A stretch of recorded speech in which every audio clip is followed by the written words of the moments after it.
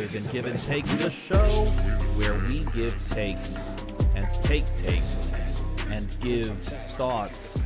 I don't know where I'm going with that. But as you can see, my friends way over here don't have point totals, but I will change that on the fly because, of course, we are 100% ready and set up and ready to go. But we have some great topics for you today. Some great things to talk about. Some things that have happened since we last got together. Like, for example, the 5-year anniversary of Flesh and Blood. One thing that we didn't even have on the agenda today. But you know what? I am actually going to give you both an opportunity to kind of share, or maybe wax poetic a little bit about your experience for the past 5 years in Flesh and Blood. Share anything you wish. This will not count towards points unless I am literally moved to tears. But Breezy, would you like to kick us off, sir? It's been 5 years that this game's been around. How does that make you feel? It's kind of crazy because I got into it obviously during COVID. I got in during like Crew Unlimited was coming out. And my daughter was born like 6 months after I caught the big bug. So I was like, let's go to events, let's go to armories. And then it's like, my wife's like, we've got a baby. You're not going anywhere. So it was a lot of the deep-rooted community was all on webcam in the Purple Discord. If you know, you know. And that's actually where I met Dylan, I believe. And that's where I may have encountered with you. I remember many games with you, of you just blowing me up. You were playing Kano.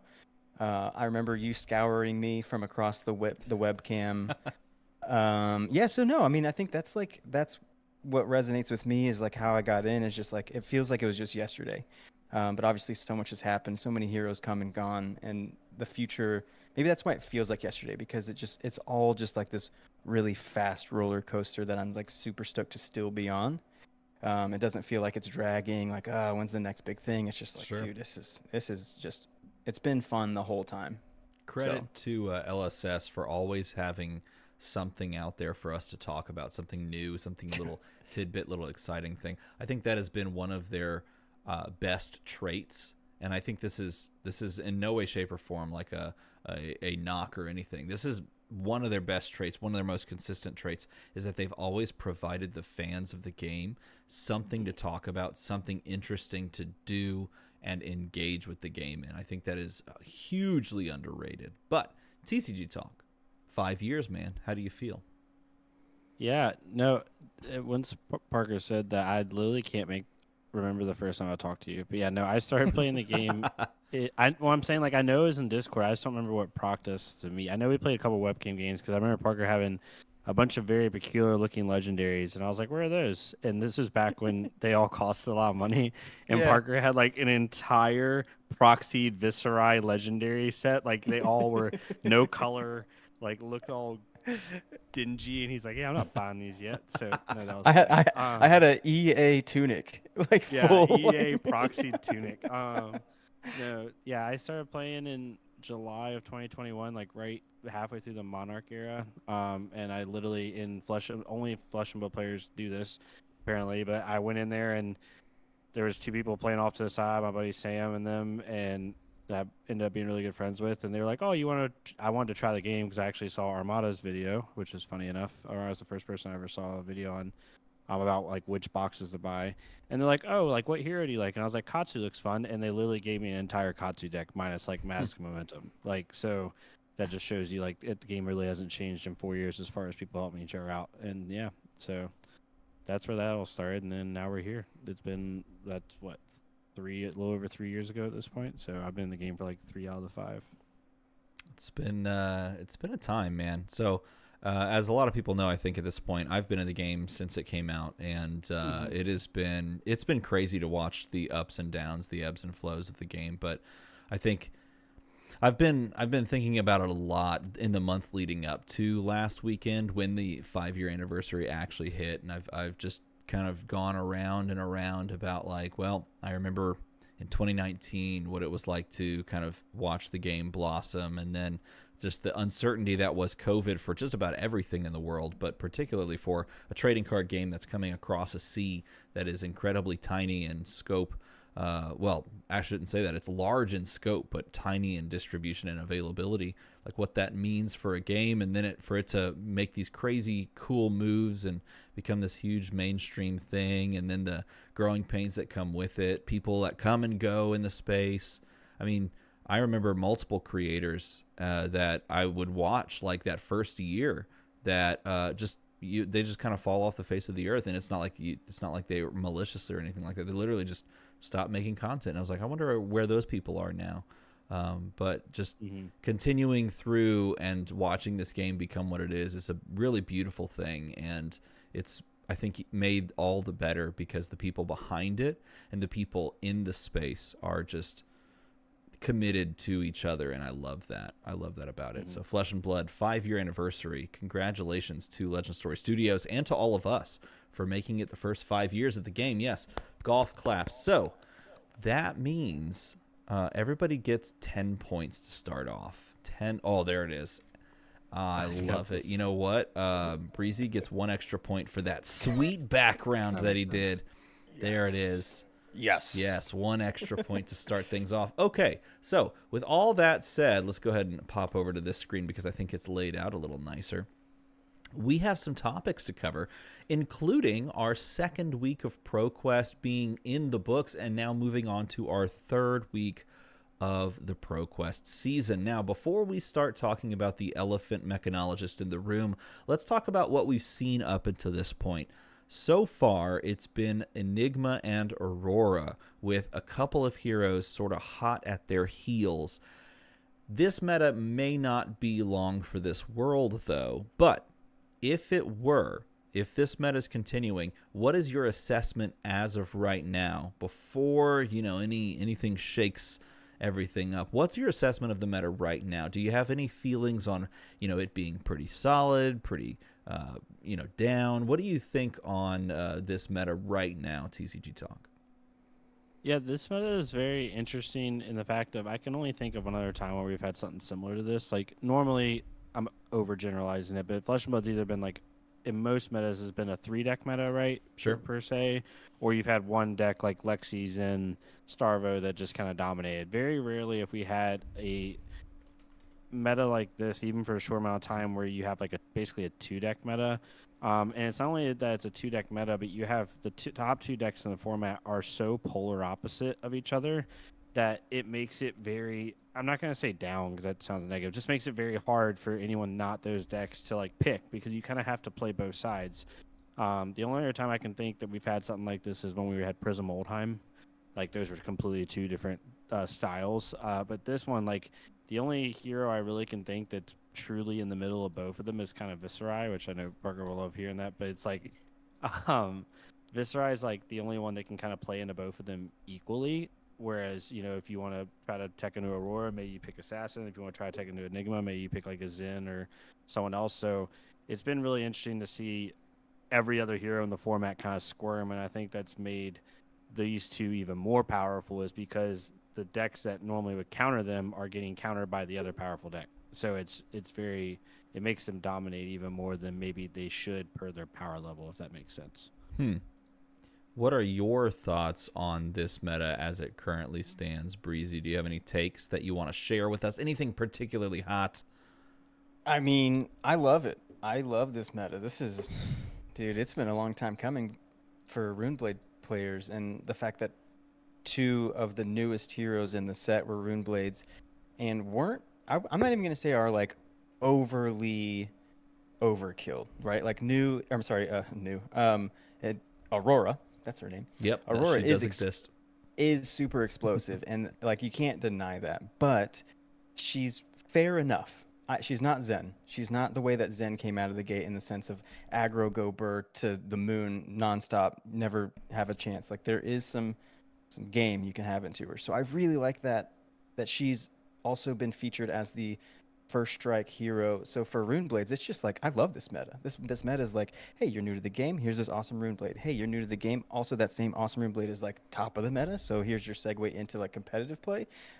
Also, for those old heads like me, we're seeing Viserai get his share of the pie finally, after so many months, maybe even years at this point. I don't even know. I Oh, lost years, track yeah. of time. Just out in the dust doing nothing. And so yeah, I love this meta. And if Enigma or Illusionists are at the top of it, so be it. Because I'm happy to see the other Rune Blades having fun on the playground too. I gotta say, I personally actually have really come to enjoy this meta. I thought it was gonna be sort of like cut off at the stump because of Enigma. But the cool thing that sometimes happens in meta is, I think, is what's occurring, where there are enough other heroes that at least somewhat curb Enigma. That means it's sort of, then you can play that like next layer down where, okay, now I'm going to try to beat the heroes that beat the main hero, right? So in this case, like Rune Blades curb Enigma to some degree. And so if you're like, okay, well, I don't want to play Enigma and I don't want to play a Rune Blade, what beats a Rune Blade? And then you can kind of go down the rabbit hole a little bit to sort of pick, and you're not that punished for doing that. And we can kind of see that at the local level in these ProQuests, is that these ProQuest things aren't just gobbled up by, two heroes, and then it's like this huge drop off where like everyone else wins like one event or two events. There's a bit of a drop off because these, heroes are certainly powerful, but there are other heroes that can kind of go toe to toe in some degree and to some respects. And, for all that's been made about it, I don't think Count Your Blessings has really been that painful of an experience, which is kind of funny. What are your takes on Count Your Blessings, Breezy? I mean, the only reason I don't like it is because I don't like bandwagons, and I don't like people doing things for the sake of seeing other people do them and like thinking that it's cool. I guess what I just explained is a bandwagon. So I don't know. I think that it was a really cool like thing that was discovered, which didn't take much brain power to be like, oh, this gains you life, and I can just kind of run this game long forever, and we both lose. So I don't mind it. It is what it is. I see both sides of the argument, and people saying there's a place for this kind of archetype in a game where there's also place for the game to have like super aggro, fast, explosive heroes too. So, you can't have one without the other, and so be it. So be it. Count your blessings. Poison the Well isn't all that it's chalked up to be, because you have to have it like perfectly timed with the thing. Sure. I think if anything, the heroes that can affect your opponent's graveyard really like that. Like to see the Poison the Wells because they can just disrupt it. So there's, again, like to your point, if this is in your local area, you got like tons of Count Your Blessing decks. Find heroes that can disrupt graveyards or banish zones or things like that, and you have a chance. So I don't mind it. I think at this point though, the hype is dying down, and I'm kind of happy to see that, or at least the people talking about it have gotten quieter, which I like that part too. What is your take, TCG Talk? Yeah, no, I don't want to rant about the card per se. I don't like the fundamental design of having that type of card in the game, just because in a game where, especially after these bans, like it's for the most part a 4-card game, and you have certain restrictions, that card can just essentially like, just even that card is existing pushes out a large portion of heroes from being able to play unless they're accepting to lose. But that aside, I think the hype's died down. I think a lot of top and like middle level players like just don't like the play experience on both sides, so they're probably choosing not to play it, in my opinion. That's another thing. But yeah, the hype, it definitely got overdone a little bit. It is funny seeing like Arachnes and even like Katsu's like run Count Your Blessings and just try to deck people out, which is here nor there. Like similar to what Parker said, I see both sides of it. I do hate the fact of sitting down across from said chosen hero and not knowing what to sideboard. That was the only thing I would add on to Parker's point, is like the sideboard choices to counter this card are really bad. Like Poison the Well and Gravekeeping are awful cards if you're not playing Count Your Blessings. It's not like Erase Face or Weakest Link that has a sideboard where it's like, okay, if I side this in and I choose wrong, at least it's a decent card. No, if you side those cards in, they're not playing Count Your Blessings. You literally just put in 6 crack baubles in your deck. Oh, see, I don't know. I think that's so. I think that argument's just so lame. I mean, Poison the Well and Gravekeeping. Give me any other I just hero in the think game that's that those so are lame. useful. All right, I'll give you one right now. Here you go. This is for Poison the Well. There you go. Discard it. It's a blue. Discard it. Come on, it's a blue pitch. I just think it's so lame that people. I think it's such a cop out. It's like, if you side wrong, here's 3 cracked baubles. People have been running cracked baubles for 5 years. You know what? People put titanium bauble in freaking slab dash. Why? Because it's a blue. Yeah, it blocks, but it's a blue. I just think that's, I don't know. To me, that's such a cop out answer that I've heard so many like pro players like say. Just like take your lumps and go on with it. Move on. I don't know. Yeah, To me, it's just depends lame. on. Yeah, I mean, it depends on where your perspective is as a player. Like I said, my original point is I don't think a game with 40 life and a finite amount of cards with a finite amount of hand size should have the ability to gain 50 life. But that's Yeah, sure. design Yeah, but aspect. that's not the same as saying that like Poison the Well is just a dead. Sure, it could be a dead card, but like my entire game plan is destroyed because I put 3 of these cards into my deck, and now when I draw them, I immediately lose it. I don't know. There's just such hyperbolic statements around this card being like not perfect, and I think it's because everyone wants to optimize every little thing and turn every little knob to be perfect, and like the thought of 3 suboptimal cards to some people like sends them into a conniption fit, and I don't know, I don't agree with it personally, but nevertheless, you made a video, I think it was today actually. Did you release it today? Your video about possible heroes that could be sort of sleeper picks in upcoming meta. But my curious question, outside of the obvious hero that I think everybody has on their mind starting tomorrow, what are some other heroes that you think are perhaps underrated picks in this meta, if there are any at all? Any thoughts whatsoever in the current state of things? What are the underrated heroes right now, TCG Talk? I think my most underrated one, I think Fi could win 2 worlds in a row, which is hilarious. The hero is not that bad right now. I don't think it's the best aggro deck. I think Dio, Aurora, and Zen are all better. However, Fi has something that literally none of those 3 have, which is consistency. Like Fi, every single turn is going to deal 9 to 12 damage minimum. On his good turns, he's going to deal 12 to 15, and on his great turns, he's going to deal 15 plus. And in this type of meta, all of the aggro decks have insanely high ceilings, but they all can whiff. Aurora can just draw literally a non-functional hand. So can Dio. And then Zen, on his weird hands, he can just, if he doesn't get a Transcend card quick enough, or he's kind of dirtling around, where Fi's like, nope, I'm going to deal 10 to 12 every single turn for the next 6 turns, and I need you to do something about it. So I think Fi could actually come in and do really well in Spike. We've seen a couple Fi lists floating around with like Kadachi Mask Momentum, and then they side in links for certain matchups with Emberblade. So it's kind of like that old school like pre-tome Dromai meta. But yeah, I think 5 for me is the most realistic dark horse that's not just like a unrealistic pick. All right, TCG Talk, I got to cut you off right there, because that is the quintessential give and take answer. You gave a spicy hot take and you gave your reasonings. 10 points. You're welcome. There it is. 20 points to you, sir. But Breezy's turn to try and match that. Breezy, what's an underrated hero in this meta, my friend? I mean, in general, a lot. But the one that I'm still sticking true, he's always been on the back of my mind. I think that there's chances here with Riptide. I think that someone's gonna hook Riptide up in like some really fun way, and he's got some really, really cool tricks up his sleeve. I just don't think that enough people are looking at him when you got like the bright, flashy, shiny, almost auto win, get out of jail free Aurora style heroes that can just be like, oh, I just draw this card and I win. Like, why wouldn't you do that? But hear me out. Have some fun. It's ProQuest week 3. What are you trying to prove? Just go out there, have some fun.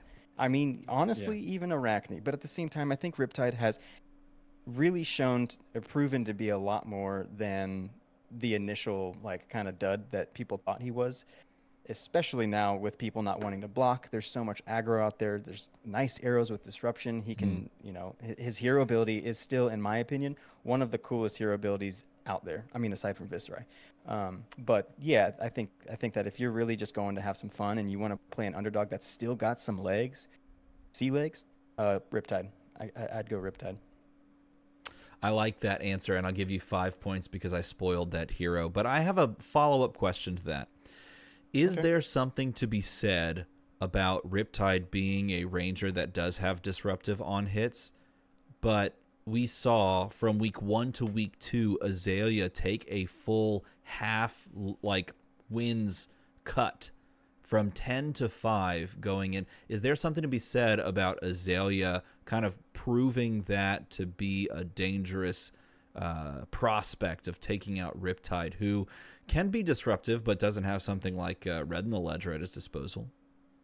Yeah, I think that people are just they're old dogs now with Azalea. They're so used to just jamming down for non-attacks buffs, and then from Arsenal slapping down the 28 dominate. And I think now you have to kind of look at your deck construction and do things a little bit differently, especially when you've got rune blades that can just blow your face off.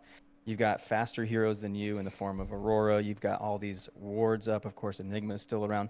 Whereas Riptide he can do those things, but I feel like his hero ability just allows him play a sync below, load the arsenal. Azalea can't do these things. Like, you can actively be a little bit more defensive and become rewarded for it, thus turning on a little bit of a clapback for yourself. So I think that, I think of the two rangers, Azalea still might be better, but the reason why she took a big dip is people are just going in with the same tools and not adjusting for the things that are starting to evolve in the metagame. Interesting. I like that. Okay, a couple of things in chat. Dead Summer Art says, in a game where incremental advantages are everything, suboptimal meta attacking cards are a big disadvantage when you don't have telltale signs that a deck is even running CYB. I think that's 100% accurate. Would y'all agree? I think that's 100% true. Yeah, sure. Yeah, incremental values. That's just the name of this game. Actually, it's not Flesh and Blood. I will. Oh yeah, there you go. It's on the box. It's just got to flip it around. I will counter say that there's more to the game than just playing out incremental value. There's also deck building. There's also choosing a hero that's appropriate for the meta that could also cause people to make poor choices and make poor plays against them. So to me, this is all part of the larger meta game that I want to interface with. In this case, I don't want to play chess. I want to play a cooler chess with cards and more to think about and less like solved. That's what I want. And so to me, this card does provide that possibility. Now, in practice, is it very fun? It's for you to decide. That's a bit more subjective. But at the very least, it does kind of tickle the fancy of deck building. And it challenges anyone that's playing to go, okay, what's the chances that this person is actually on CYB? And maybe you make a suboptimal choice. But I don't think it immediately loses you to the game to put in 3 poison the wells. So I don't know. To me, it's not as big of a change. But also said in chat, I haven't had CYB in, and I've encountered 3 rune blades with Reaping Blade this week at local armories while I'm on Verdance, and I understand that as well. I think there's opportunities to be had in all way, shape, and form. Plus, let's just be honest. I'll even feature you. Look, there it is. That's just a pretty good card. It's a 1 for 3, and you can send 2 rune chants on the back or on the front as well. Cold foil too. It's beautiful. Shiny and fancy. Okay, that brings us to our next topic for discussion, and one that, a lot of players have already been having at this point, and that's this new Dash Armory deck. Dash.io has made, will tomorrow, I should say, be making a pretty big splash on the ProQuest meta. And I think a lot of players are gearing up and prepared for it. But the question is, this is one of many questions that I'm curious to hear from both of you about. Do you expect this weekend, like tomorrow, do you expect there to be a lot of Dash.ios and a lot of the Armory deck dashes to be out there lurking with these new tools? TCG Talk, what's your take? Yeah, I think Dash.io is going to be in an interesting spot because the hero is going to get a lot better with the new tech, but people are already a little bit more aware of what they have to put in their decks to counter it, if that makes any sense. You have cards that are such a meta staple anyway that can counter it, like Weakest Link, Erase Face. I think Dash is such a difficult deck to play. Like week 1, I don't think we'll see much of a change. I think Dash.io will get I don't know, arbitrarily 3 or 4 more wins, right? Be like in the middle, like where KO and Zen were, maybe like 5-6 wins, and then week 4 is really what we'll see is like, okay, how good is this deck really? Because I think a lot of people are going to pick up the deck, or a lot of people are switching to the deck, and I don't think we'll really see how good week 4 is going to be the biggest tell. If Dasho completely dominates week 4, then Worlds is a freaking toss up.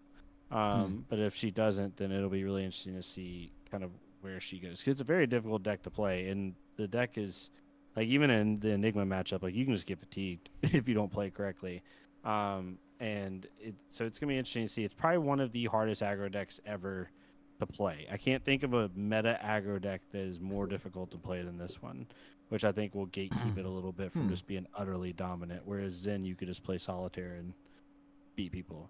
Yeah, previous Zen certainly. Well, to some degree, you could maybe consider this new Zen, but I don't think so. I think he just by losing Bonds of Ancestry, he gets a little bit more. You have to think about how your lines function. But I like that answer. I think that you touch on something that some people have not really brought up, is that Dio can be fairly difficult to figure out the optimal lines for, especially with cranking and pulling out items and choosing what item and finding things off the top and the ordering and so on and so forth.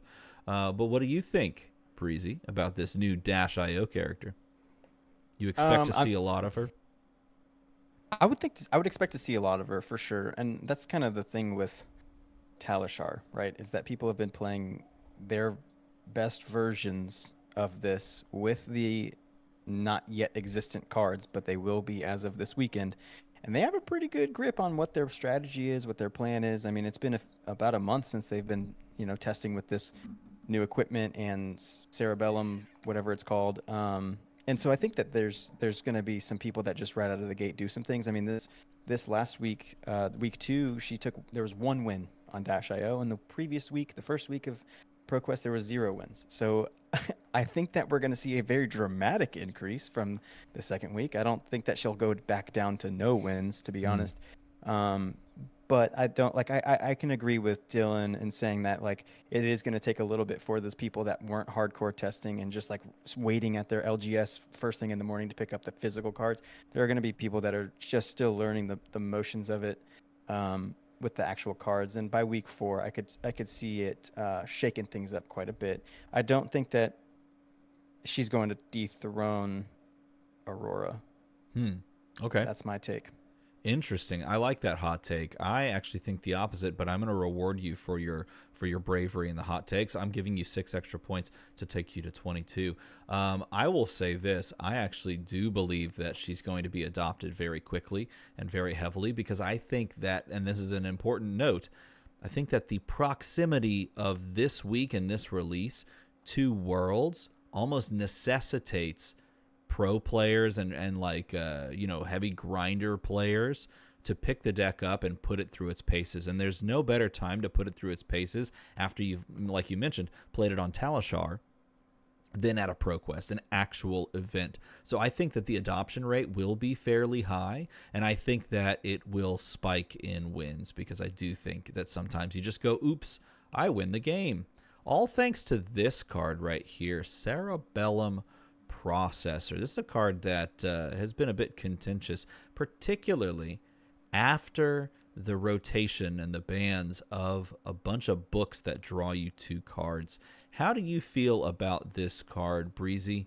Does it make you feel one way or the other?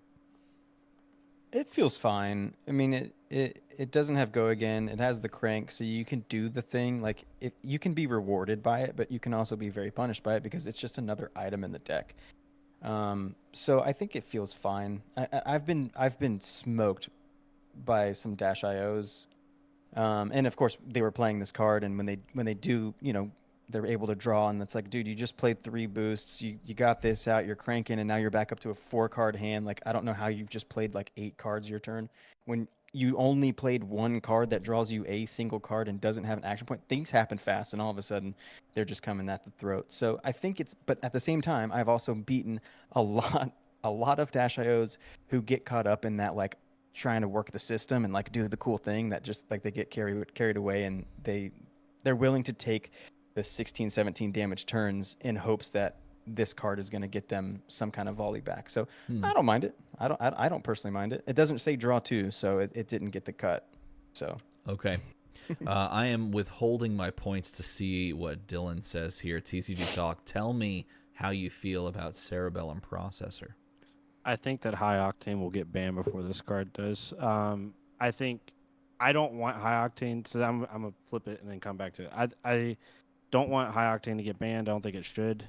There's a whole lot of discussion that could be had on if they ban High Octane, why did they not ban Blood Rush Bellow? Because it's literally the same thing essentially.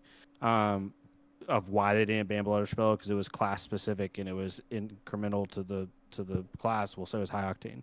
But I think High Octane is what makes this card broken.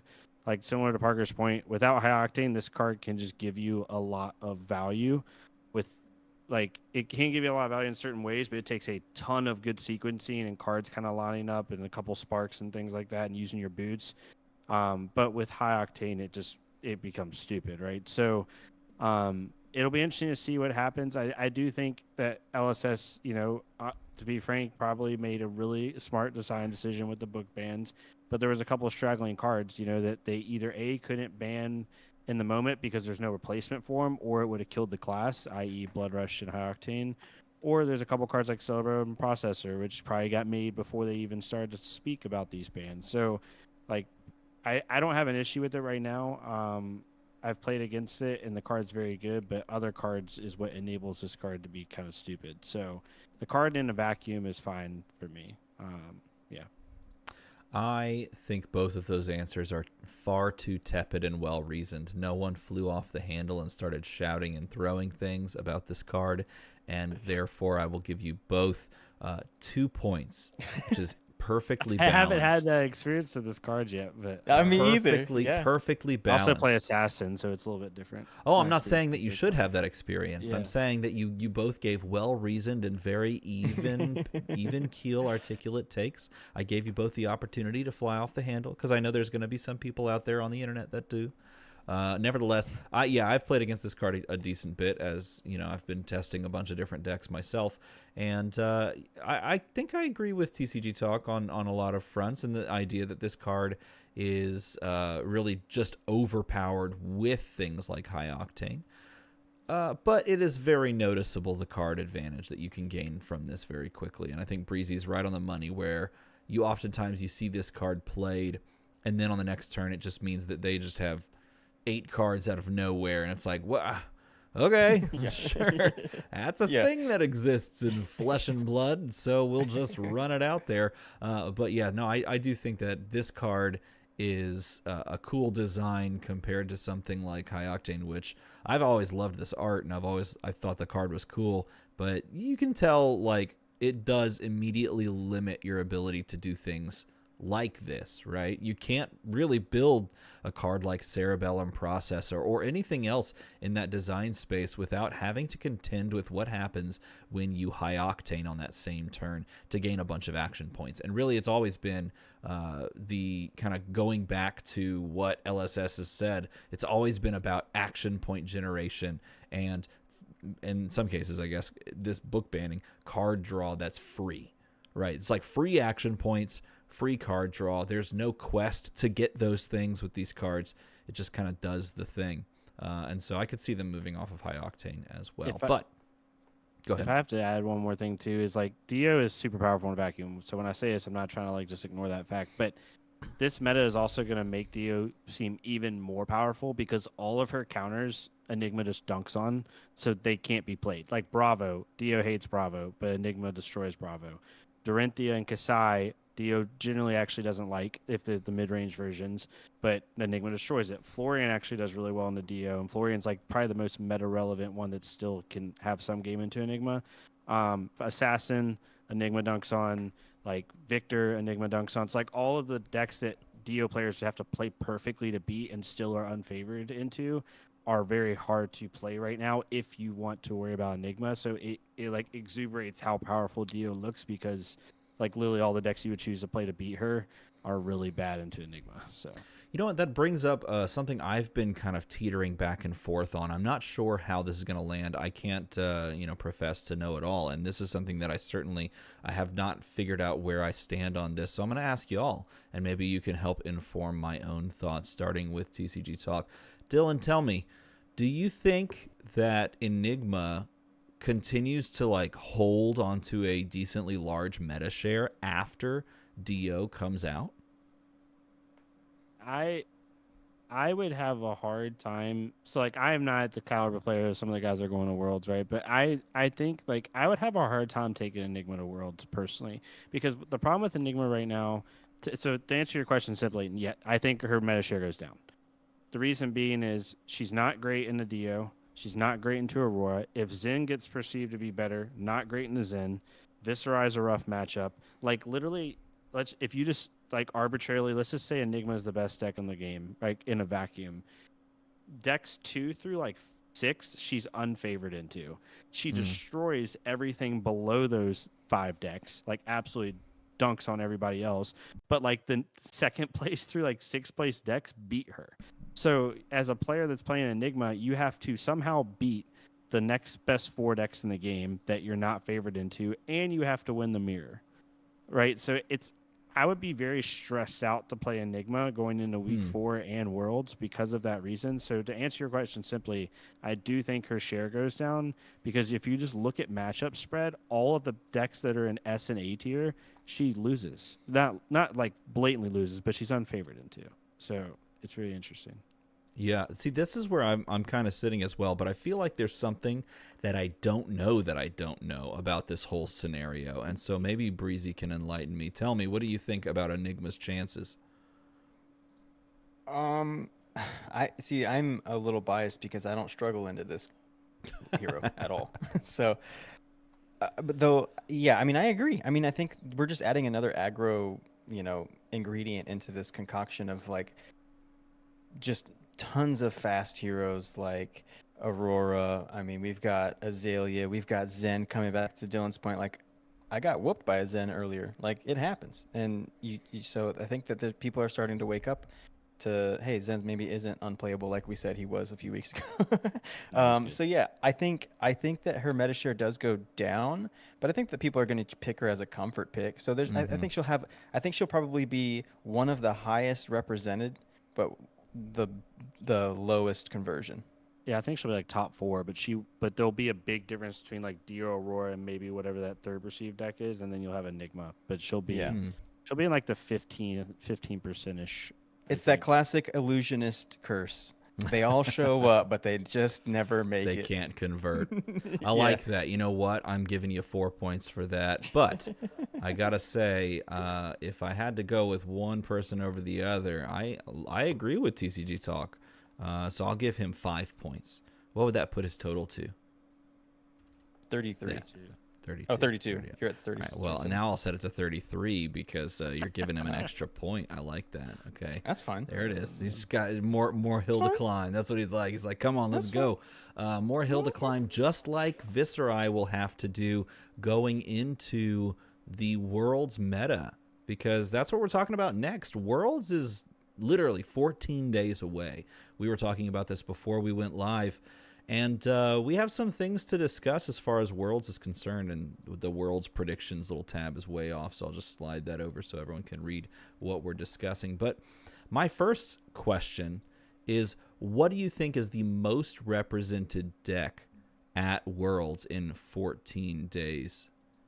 Take it away, Breezy.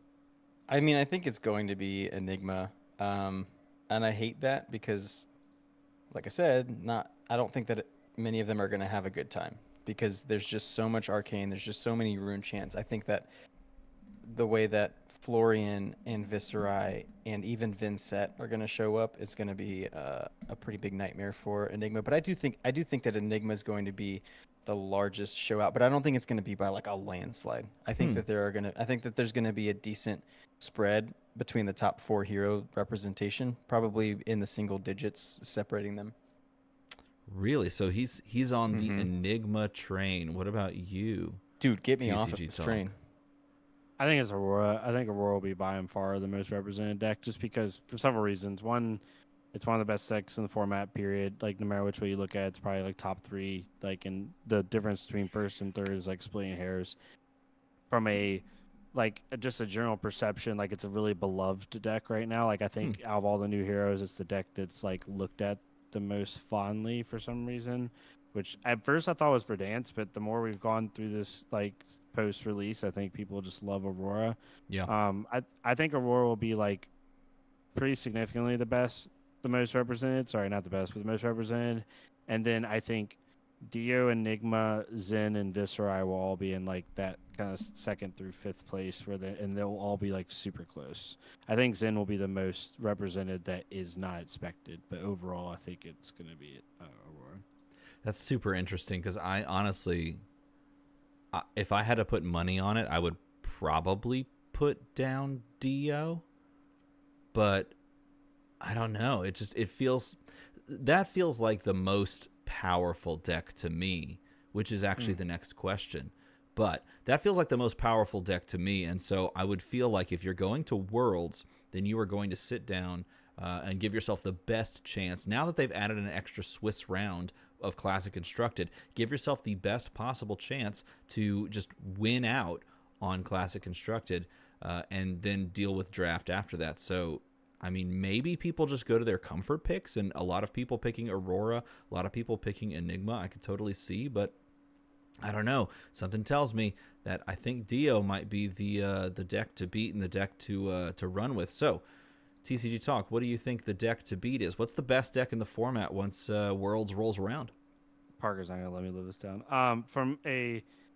If we're talking about going into the World Championship, what deck would I take? It's Viscerai. I think Viscerai has the best matchup spread in the game right now.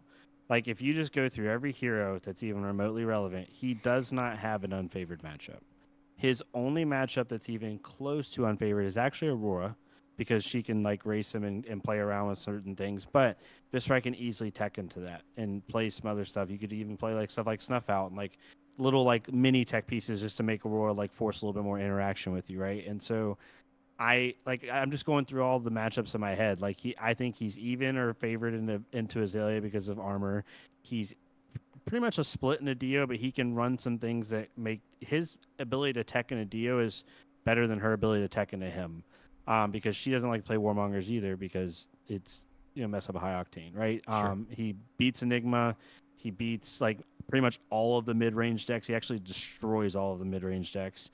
I can't think of a matchup where he has a bad matchup. Even Assassin, like he can race Assassin. He's really good in Uziri because of Arcane. Nu's the only one who can kind of give him trouble, but I think he's favored in Nu. Whereas Dio has a couple matchups where, like, if you're a Dio player and you get unlucky and you run into the Victor in the room, you lose, most likely, unless you play perfectly. Or if you run into an Assassin, it's a really hard round. Whereas Viscerai, there's not going to be a hard round. And when you go into those events like Worlds where it's how many rounds? Like 15. And you have draft and all this like mental fatigue, like having a hero that doesn't have a bad matchup where you just kind of play your game plan and make little minutia differences from hero to hero. I think Viscerai is the best deck in the room solely because of matchup spread. It might not be the most powerful deck, but it's the best deck in the room. All right, Breezy, do you have any counterpoints to that? Yeah, that's Breezy's answer. It's gonna be Katsu. Yeah, right. Now you can make the joke with me. Now my heroes. All right, here we go. Let me put Katsu on the screen. That hero still exists in the game of Flesh. There he is. All right, tell us. No, I'm just kidding. What's that hero text say? That's a good question. It's a lot of text, though. You got to read it. But tell us, what do you think? Best hero in the format once Worlds rolls around? I mean, yeah. Can you just go rewatch just drag the little scrubber at the bottom of your thing and drag it back? No, yeah, I think that I'd be the most comfortable. And obviously this is a comfort pick for me. I would take Viscerai to a tournament even if he was unfavored, just because it's a comfort pick for me.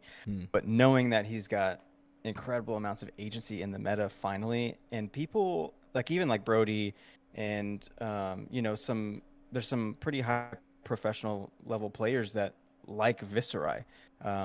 and have been testing him pretty heavily. And so I think that that'd be the comfort pick, not only because it's a familiar feeling behind the wheel, but also because, like Dylan said, man, it's just got the most even kind of consistent spread. Not any of my games in my hundreds of matches, and I'm no pro player, but have I felt like, dude, this is just unwinnable. Like it's down to single digits. The gameplays are super fun if you're not just completely blowing them out. Like, and I would hard say Viserai is going to be the best deck in the room. Well, you both gave the same answer, so I think it only correct to give you the same amount of points. So 5 points, and let's go over here, and 5 points. To be 34. Oh wait, What? I'm bad at math today. And why Armada's doing that, if I want to add one thing just for discussion points, is like, no matter which way the meta goes, Viserai doesn't change. And I think that's also the strength. Like if Enigma goes down representation way more, that means like Brute will come back a little bit more, and the mid-range decks like Florian and Brilliance comes back. Viserai absolutely is heavily favored in all of those decks. If Assassin comes back a little bit more, try to counter Dio and Aurora, then he does well into that. But if Enigma stays, he's good into Enigma. So like no matter which way that meta teeter that everyone's trying to keep an eye on goes, he doesn't change. And I think that's his biggest strength. Like every other deck kind of changes depending on what happens. He doesn't. He just kind of stays out there. And from week 1 to week 2, we'll see what happens week 3, he had the highest climb rate of any hero in the game as far as wins. Yep, like, that is true. Like 50%. So See, that's what Viserai does. He's really good at just staying the same. Wait, Florian did from week 1 to week 2. Florian was at 7 wins week 1, 12 wins week 2. Viserai was at 7 wins week 1, 15 week 2. Yeah, Viserai doubled. Okay, doubled. Okay, my bad. Okay, 1 extra point to Breezy for it being his main hero. There it is. There's your 1 extra point. You're welcome. So, okay, we've talked about where sort of the best hero, and both of you seem to think that it's Viserai, and honestly, at this point, I'm convinced. It's everyone lock it in. Go get your Viserai cards. What do you think is a hero that's going to make the biggest splash at Worlds? So this is a hero that maybe for one reason or another no one expects, or just outperforms everyone's expectations, their thoughts. Could it be Dio? Could it be Viserai? I guess at this point, maybe your answer's also Viserai. What is it, Breezy? What do you think? Let me see. Honestly, I don't know that everyone's, convinced that Zen is as good as he is still. I think that Zen's going to pull quite a lot of weight if enough people show up. And honestly, I don't know that there has to be a ton of people. It just has to be their conversion rate. Obviously, there's going to be draft and other outliers that are, predicting how far you make it, depending on what you do there. But I think that Zen is going to surprise a lot of people because it's been just on the docket. I mean, we talked about it a few weeks ago that like, just don't play this hero. He's dead. He's in the dirt. Like, don't touch him. And, we saw what he did to Viserai against Brody Spurlock's Viserai, nonetheless, which I'm going to say is he's a very good player. And coming out with a no mauve list that was like tipping the scales of like, why are you doing this? But you just completely smoked this tournament only to be hard stopped by a dead hero. I think that's like the fairy tale story of something that's just panning out to be a big unexpected turnaround for a big event like this. I like that. I'm putting you to 40 because that's a nice even number, and he feels like that would be a number that Zen would like. But yeah, 100%, right? It's like straight up even, knows exactly what it's doing with its life. I like Zen. I like Zen a lot. I think that's a fantastic pick. What do you think, TCG Talk? If I have to go with someone different, like, yeah, Zen makes sense because Zen actually does not counter Viserai, but has play into Viserai because Zen state tokens are a hell of a drug. Oh my god, they're great, dude. But super good. Yeah, it's really good in Viserai. But if I had to pick one different than that, I think one that could surprise people is Uziri. And this is contingent on Enigma having less representation. So if Enigma has less representation and we're going into this like Zen, Dio, Aurora, slightly Viserai, Azalea type meta, right? And then sprinkle in Florian and Victor in there. Like Uziri has, if week 4 goes to a point where everyone kind of expects certain heroes to go into Worlds and it's not as like a mystery, that's when Uziri thrives. I think Yuziri is the best assassin into a meta where you know what to expect because she can have target disruption. She has a good Dio. She's favored in Dio. She, in my opinion, she's favored into Aurora unless Aurora just draws like absolute gas. Because I mean, Aurora can do stuff like arc lightning and stuff, but like I don't know, it's just really good target disruption. She has decent play in a rune blade. It's a little bit harder. You have to play correctly with shreds and stuff, but like you can just put 6 shreds back into the sideboard. Yeah, I think Uziri, if the meta teeters to where everybody's like, oh my gosh, Dio is the boogeyman, and it goes to more of an aggro world's perception, I think a good Uziri player could just come in and like a Stroma could come in and like do really well. Uzuri was not on my bingo card. I will give you 3 points to put you 1 point ahead because of the drama of it all. I will say, though, no love for New, who's been doing rather well overall in the standings for ProQuest.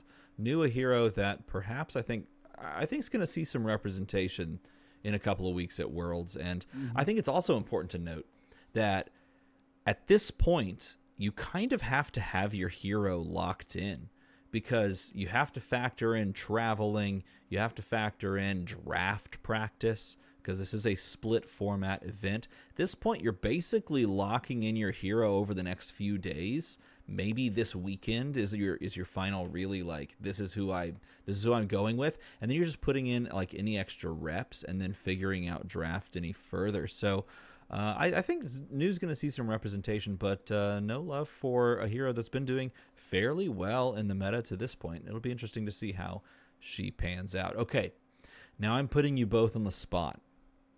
It's the top 8 of Worlds, and I know in the past we've said, okay, tell me all top 8. We could do that, or you could just tell me who you think's going to win. What hero is going to win the 3rd ever World Championship of Flesh and Blood? What do you want to do? Y'all pick. Do you want to do a full top 8 and then tell us the winner, or do you want to just tell us the winner? I mean, I gotta tell you the winner. I already know. All right, let's do that. Let's do the winner. Tell us like the Marty winner. McFly over here. Oh man, he's reading the papers. I am back from the future. I hate to say it, but I think Aurora's gonna win. Perfect. I think Aurora. Pick. There it is. I think it was Kano. Wait, no, Yeah. no. I'm sorry. Oh, my bad. Oh, whoops. Aurora. Okay, Aurora wins, huh? Dylan's gonna say Kano and get like 8,000 points. Kano's so bad right now. No one has said it, and there's a reason, everybody. There's a reason no one is saying Kano. Oh, rip that hero. Okay, so Aurora. Too much spell void and rune blade. Keep going now. Yep. I think Aurora is because like Dylan pointed at it, like if she just draws the hand, it's just all gas, like, right? Yeah, you're screwed. There is something going on with Aurora and the way that her deck construction has from like day 1 to today, which is not a lot of time for a new hero to be just like what seems to be completely solved. Like week 1 of her being out, like this is the deck that just does the thing, and it's so consistent. The amount of times that I've been arc lightning with a flicker wisp, or like arc lightning with the thing, the double arc lightning. It's like, dude, I don't like. How are you consistently drawing the gas on like turn 3? We've both been greedy. We're already in the teens, and like I just lose. So I think that is going to happen enough times to really propel her up into the top finish. I think it's going to be a heck of a game, but Aurora is going to pull through and claim the title. I'm going to lightning strike your points. There's 10 extra ones. There it is. What do you think, though, TCG Talk? I think Zen will win Worlds. I think there's going to be a couple very high-level players that bring Zen. I think the meta is going to teeter a little bit to aggro going into Worlds where Aurora and Dio are perceived as the best decks. There is some tech that Zen has into both of those matchups. It's very good, other than Zen State. And he already does well into Enigma. He really just has to avoid Guardian, right? Like, just avoid that one errant victor that's going around and, like, winning some games. So I would pick Zen. I think Zen is the best counter pick if you're not playing Dio Aurora. And Zen is very similar to Viscerai. If Viscerai has the best matchup spread, Zen has the second best matchup spread. His only truly bad matchups right now are Victor and New. That is also relevant in the meta. So I think And really, New's not even that Is bad. Victor really that prevalent right now? Not really. Yeah, Victor would have to be No. Jim Lucked in No. order to see them at the top tables. So I think if I had to pick someone other than Aurora, I would probably pick Zen to win the whole thing because there's a couple of high-level players I think are going to bring Zen. I will tell you right now, that was actually my pick as well. So I give you 1 extra point for that one to push your lead up by just a little bit more. But we're down to our final little thing here, our final topic. As I swap over to this final topic, we have to talk about Jarl Vatredi. Okay, go ahead and tell me how to say his name, TCG Talk. You said it correctly. It's Jarl Vatredi. It's Okay. The EI is A. It's an A sound. Okay, Breezy, give us your Jarl Vatredi. Jarl Vitridi. Okay, well, okay. That was for bonus points, and that was not even. There's 53. There you go. We'll just move right on past that. Jarl Vatredi is now in the game of Flesh and Blood. He's been here the whole time. Let's be honest. At this point, he's been floating around ever since. But now we officially know what he looks like and what he does. There he is. And yes, this is the hero that was featured on Mangle. Yes, this is the hero that was featured on a variety of other cards. And no matter how many times people tell me, I am still thinking of him as the hero that's on Pulverized. So if you're going to leave a comment down in the comment section below and you're going to explain to me how there's another ice or elemental guardian that is on Pulverized, great. Leave that comment. I would love to see it. But I am still going to headcanon that that's Jarl Vatredi so that he can have a full-on deck with him in it. How do y'all feel about the return of Earth and Ice? I'll start with TCG Talk. Yeah, they were going to bring Ice back eventually. Like, it's too beloved. It's hated and beloved, but it's too beloved by a lot of people.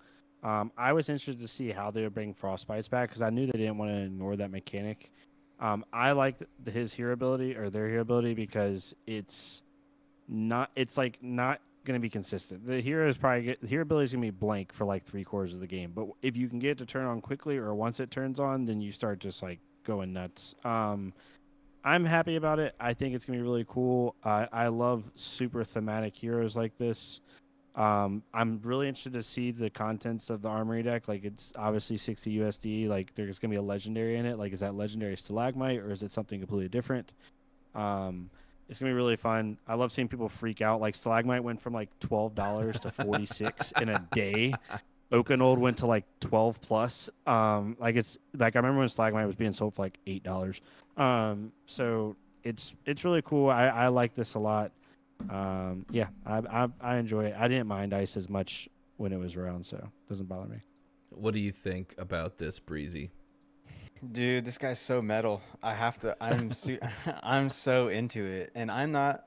There was a small phase in my life where I was playing Bravo for a little bit, just to do it, just to see what happens, Just to feel And I actually- something. We all Just go to through feel bad something. phases in life. Yeah, just to feel. Yeah, just to remind myself that there's people out there that do this, and I actually was surprised, and I enjoyed it. I actually didn't mind it. And so there's a little bit of me that like just has some nostalgic memories of Guardian. I didn't like Oldhim. I just didn't want to play as a big old Santa man, and I think that for me, that's like my draw to the connection side. Like, some people don't look at the artwork or the characters, and that they Sure. just see the text and they see broken, I'm playing. Yeah. Whereas me, I have to have some kind of sentimental or emotional attachment, and for me, he looks cool, like Yeah. super cool. And I don't mind playing Guardian. I don't mind playing Ice because those used to be two of the like my biggest like things that I hated about this game. And now I'm like, oh, well, all you had to do is make him really cool looking, and I'm in. So yeah, no, I love it, and I'm also super excited that Jason Lai was like, yo, his weapon is the best weapon or my favorite weapon in the entire game, and like. He's obviously holding the same weapon in his hero card as he is in Mangle, so you can see a clearer picture if you pull up Mangle of what the weapon is actually going to be, which is like huge and sharp and like covered in blood, and it just looks super Yeah. cool. I'm super excited for him. I've already kind of tinkered with a little bit of him, at least in Talishar, and I'm really liking it. Yeah, I agree. I'm going to Betsy's bounce log back looked over cool, too. here because I wanna feature this more prevalently. But I 100% agree. And yes, also shout out to Josh Scott who says, "Quick tip: if you're having trouble pronouncing it, it sounds like y'all betray thee," which I like that. Y'all betray thee. You gotta like Y'all roll it. betray thee. Betray Y'all thee. Betray thee. I don't have that. I don't have that. betray What thee. is it? It's like Betray literally, thee. it's a trait you have. I You either can do it or you roll your can't. tongue. I feel like you Okay. have to. I feel like you have to say it with a gravelly voice because going Y'all "Jarl betray Betraydi" doesn't have the same impact. Jarl Yeah. Betraydi. Like it has to be Yeah, said that yeah. way. But maybe I'm wrong. Okay, so you both feel pretty okay about it. I gotta say, I feel pretty excited because I feel like I'm entering my Guardian era, as the Swifties say. Like this is such a cool looking hero, and the fact that you can build him in so many different ways means that, like, for me, deck building is like one of my favorite things to do. I will sit there and incessantly tinker with a deck, just trying to mess with things and think about it and figure it out. Yes, it's Paul Atreides. Try to figure out like how best to make the deck work. And so this type of hero that has access to all of these card pools is incredibly exciting to me. What excites you about this hero besides the fact that it just looks cool? Is that the same thing for you, Breezy? No, I think the biggest thing. Well, I mean, I'm not gonna lie, that is one of the biggest things. But underneath that, like an onion, there's a layer here, and I think that it's the innovation to bring back something that was so like kind of despised by so many people, like loved by few, hated by many. The ice thing. And so for them to say, they're basically giving the opponent like the agency of like, hey, go ahead, block with your Crown of Providence. It's gonna break, and where does it go when it breaks? Into the graveyard. Look at that, an empty slot. So like, if you just don't block like certain things, I think that's what Nathan Crawford was saying. He's like, oh, your opponent just doesn't use block with their equipment, and then all of a sudden you have no hero ability. But good luck not using your equipment, because that's like usually 10 to 12 extra life in the game, especially against a guardian with crush effects, dominate, disruption. If you don't, use some of that equipment, so it gives the opponent this like feeling of, oh, I can control if I stay, if I'm a good boy or good girl or whatever. I don't use my equipment, I won't get the frostbite. Just kidding, you're going to get the frostbite because I'm going to be playing things like Crumble to Eternity and other who knows what else is in this deck. So the creativity and innovation in general, just to say frostbites are back, but not as easily obtainable or as easy to gift to your opponent as they used to be. Is a really, really cool thing. I'm really excited to see all the deck building possibilities, ways that you can finagle your opponent into just paying their taxes. What do you think, TCG Talk, about this hero? What's the most exciting thing to you personally?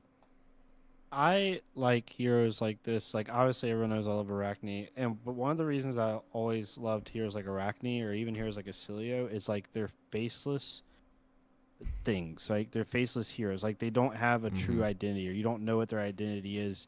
And for people who people who play or are interested in high fantasy things like D&D, like tabletop stuff like that, like you want to talk about like this whole game is about identifying with a character. I'm not saying you can't identify with like a Dorinthia.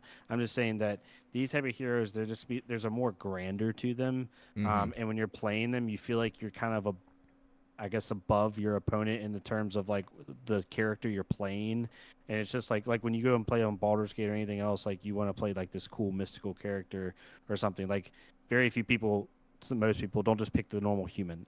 So like I like the fact of having more heroes in the game or more characters in the game where like there's no true identity. You don't know where the hero kind of is. It's almost like a mythical legend type thing. And we know they've been talking about the old ones and stuff like that. This is a whole nother discussion for another day, but like maybe a whole set based off the old ones coming back could be really cool. So I hope they take this direction more, where it's like a hero or a character that's above like the norm, so to speak, or has more grandeur to them. So that's why I like this hero a lot. It's easier to project yourself onto a hero and connect with them when they have less of an identity, because then you can assume yourself in that role. It's like, I am literally playing as Viserai, like that is who I am, because I can't see what they look like. That's more easy for me to connect with that hero. And I think you're right on the money. Jarl does that as well. He's definitely a hero that has my attention as far as deck building is concerned. A couple of questions to round this episode out. Thing number one, this hero is going to be debuting in a new version of the Armory deck called the Armory Deck Origins, which is a version of the Armory decks that is more tailor-made to introducing a hero to the game of Flesh and Blood. Now, of course, you could just build the Armory deck, of old with a new hero and just kind of include previous reprints from Tales of Aria and things like that, but this has more Majestics. It has a legendary piece, and what we can assume, of course, with two of these specializations in the deck, in Crumble to Eternity and in Unforgiving, is that we're getting a deck that is more central, more tailor-made, more functional for Jarl than anything else. It's not really a Guardian Armory deck like we saw with perhaps like the Azalea one that was very much a Ranger Armory deck, and more of a Jarl deck. So what are your takes on this new direction? Even if you want to talk about the increased price tag because of it, feel free, but what are your takes overall on the Origins side of this product line, TCG Talk? I love this. This is like I truly do think this is like LSS listening the community, right? Like they've had obviously some positive and negatives with Armory decks. Like people thinking like, with the original one, like KO, like why wasn't Beast Within in it? Why wasn't Blood Rush Bellow there, right? And so I think this is them putting out a new product line where they're going to start having like heroes initiated through Armory decks. But two, if you go to the article, it says that there's going to be 10 new card designs, 23 Majestics, and a legendary equipment piece. So like this feels so good to give to a player like that can basically like slowly just not just like mega upgrade this, like okay, you bought this deck, now you have to get the 9 Majestics that make this deck truly function. Because right now we've only seen 12 Majestics. If all the cards revealed are a full play set, we still have 13 more Majestics, or 11, sorry, I can't count, 11 more Majestics. We can assume a few of those are going to be equipment pieces, like 2 Majestic equipment pieces means that you have three full play sets of Majestics, right? Yeah. So I'm really excited about that. I hope it ends up being where it's like, okay, your upgrades aren't actual upgrades, like making the deck to the next level. It's like side grades, right? Like, okay, if you want to go more Earth, you go get Felon in the Crown, right? Or if you want to go more whatever. So I'm super excited about it. I think it's LSS's way of listening to the community with some of the previous, like, some of the negative feedback, to be frank, with some of the original Armory decks, and it's them learning from it. So I'm super excited about this, and I hope they keep introducing more decks. The one thing I will say, if I can be completely objective, is I hope the allocations, and I think they will, the allocations fit, because a lot of people are going to want to get this.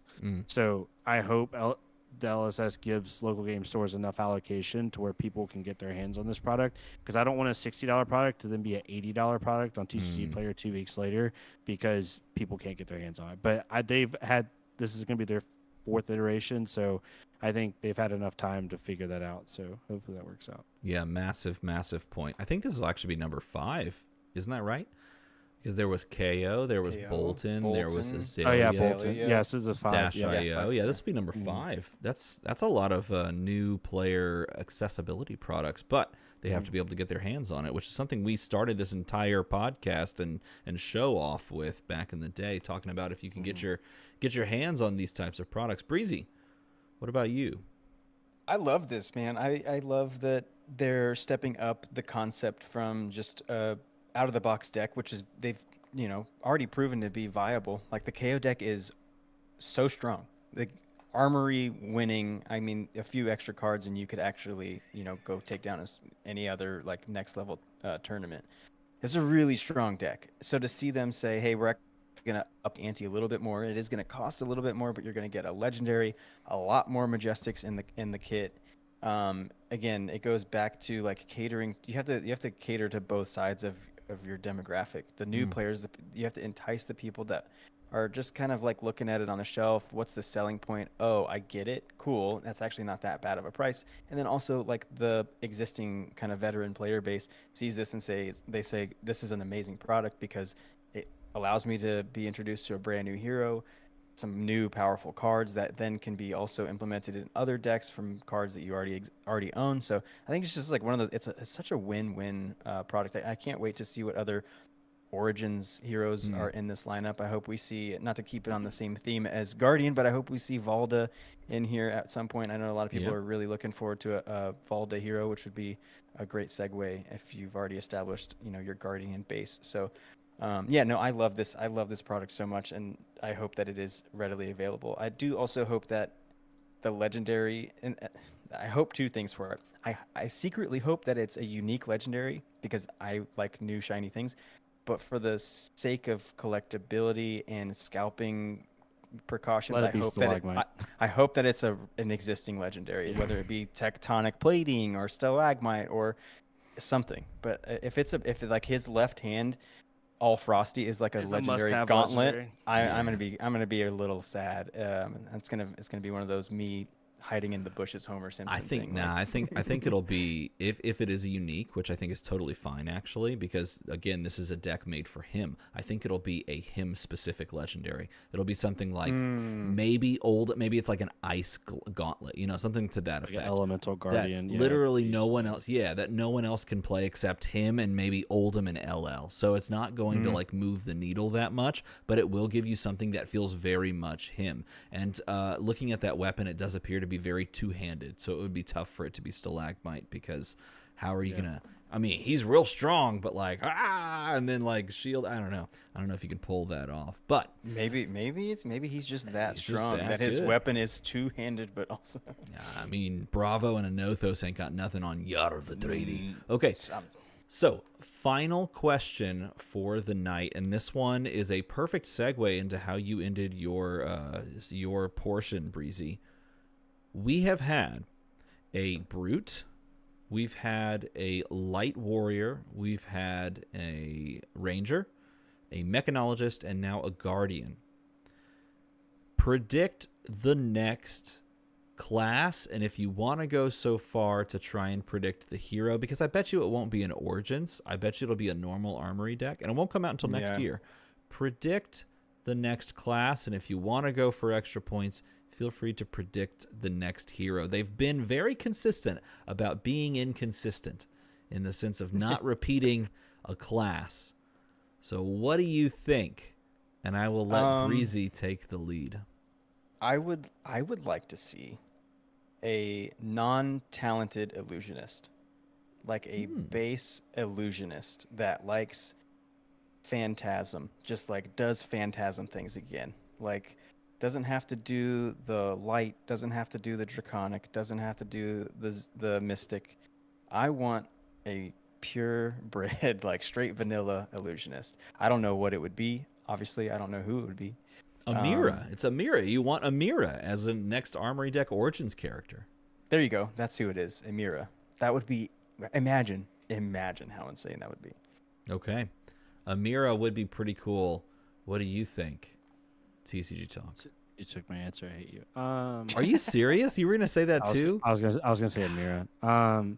So I'll go wider scope then, so I don't say the same thing. I think it'll be. I think they're gonna start going, hopefully, because we don't know how far back they make these, but I hope they continue to like make fan favorite things in the Armory deck. Like that'd be the most awesome way to satisfy player like love without having to alter what you're doing in your sets. Like do Amira, and then the next one they do like someone from the Akaru clan, from Iris clan, and the next one they do like another fan favorite. So I do think it will be it'll be consistently more new heroes. If you wanted to give me like another love pick, I could easily see Jeremiah 2.0 coming in the Armory decks. Like what's your pick though? You got to give me your real pick. Jeremiah. I would say Jeremiah. Okay. If I'm but that would truly be my second, because why do they keep making these stupid dust cards? Either they're making them because we're going back to Volcor, which is also very possible since Monarch which we didn't touch on. Monarch is now confirmed not to come until 2026. Yeah. So I either could see us getting a Kasai versus Jeremiah 2.0 Volcor set, or Jeremiah comes in an Armory deck at the start of next year. Okay. Dromai, that's a pretty close to home pick, so I'm giving you 5 points, but I think you're both wrong.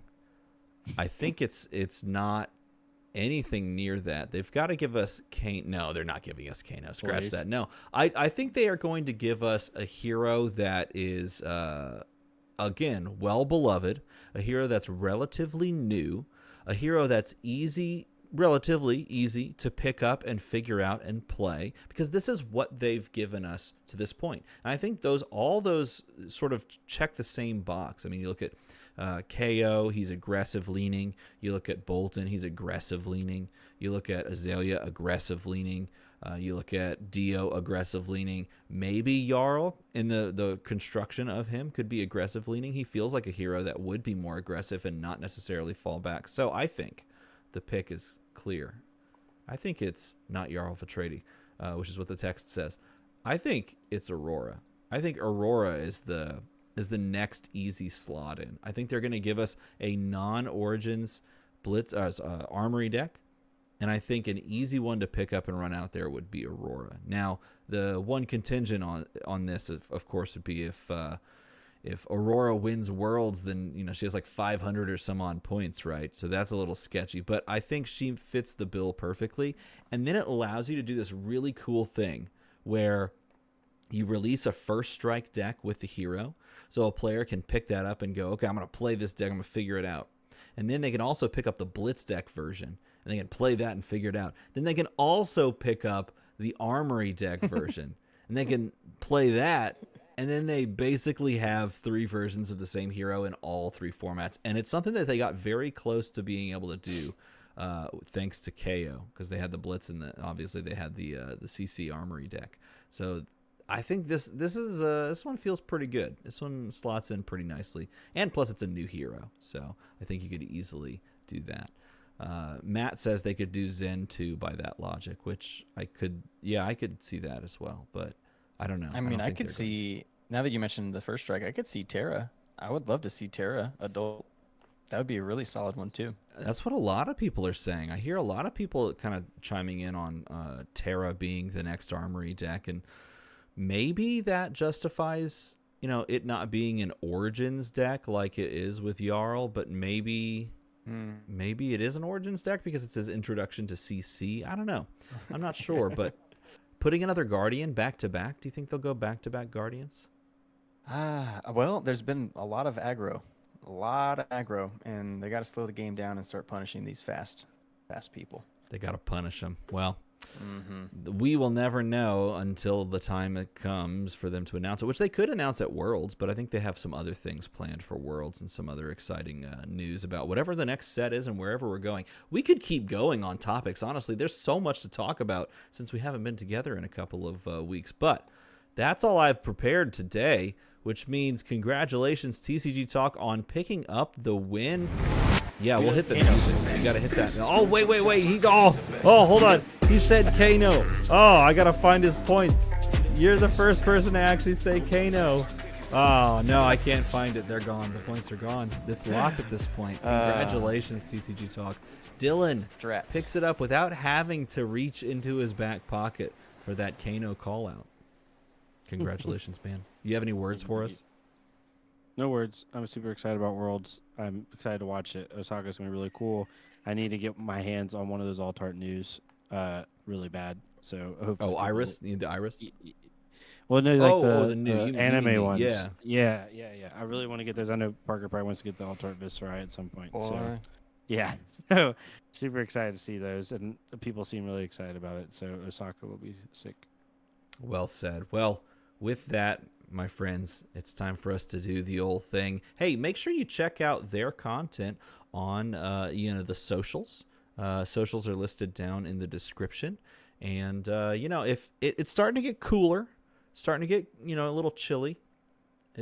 In Texas it gets chilly and then it just stops being chilly. But if you're interested in staying warm, you can buy a DM Armada hoodie. You should get one. In fact, I'm going to buy both of you one, and then I'm going to make you wear it on stream, and then we'll do. If you buy me a DM Armada hoodie, I will wear it on stream. Would you?